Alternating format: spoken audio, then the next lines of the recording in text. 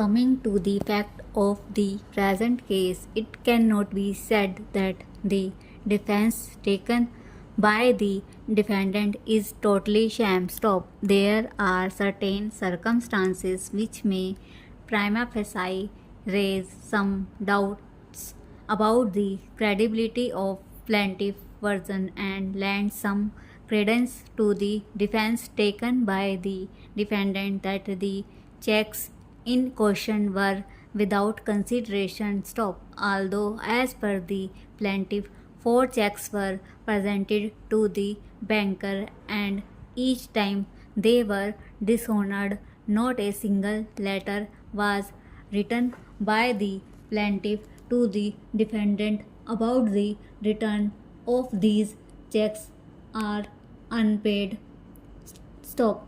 Further, learned counsel for the plaintiff made candid admission to the effect that no notice was served on the defendant before filing the present suit. Stop. Why plaintiff would not write a single letter or serve notice upon the defendant for payment of the alleged outstanding amount before filing the suit is baffling to the mind. Stop.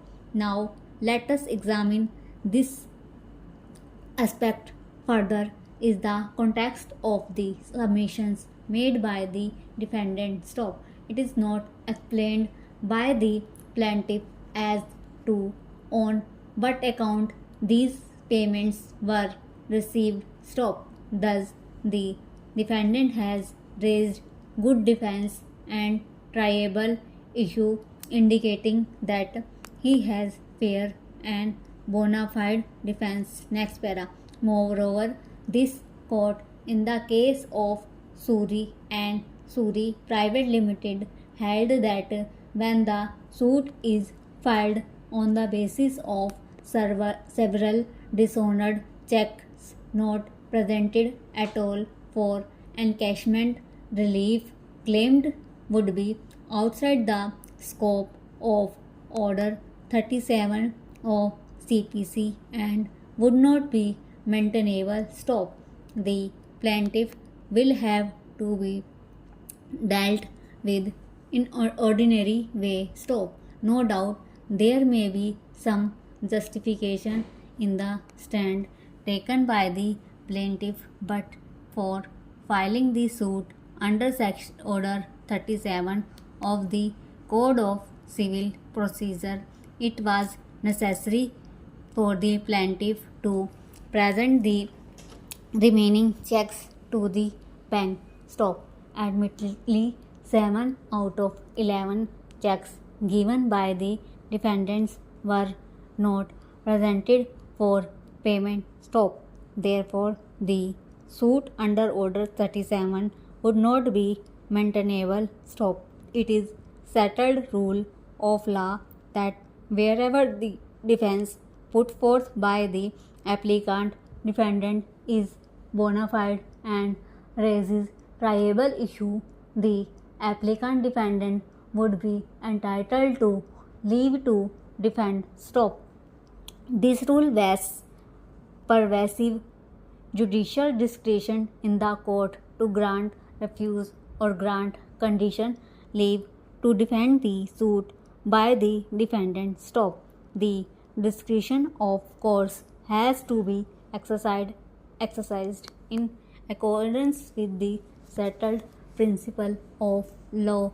Stop. There is dual purpose so to be served under the specific provision of Order 37 of the Code. Stop.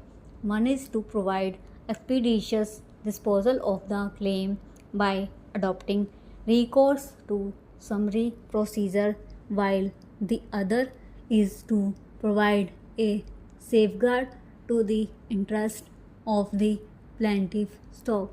In other words, if the court is satisfied with the claim of the plaintiff and the fact that the defendant has only sham or moonshine defense, the court may refuse to grant leave to defend and pass the decree forthwith. Stop. But in other cases, the court may grant leave with or without condition. Next para. The court strikes a balance between the case of the plaintiff and the defense raised by the defendant. Stop. The proposition laid down by the Supreme Court in its various decisions may be summed up as follows. Stop. If the defendant satisfies the court that he has a good defense to the claim on merits or raises a tribal issue, the defendant is entitled to an unconditional leave. Stop. And if the defendant discloses such facts as may be deemed sufficient to entitle him to defend, the court may impose conditions as to time of trial or mode of trial. Stop.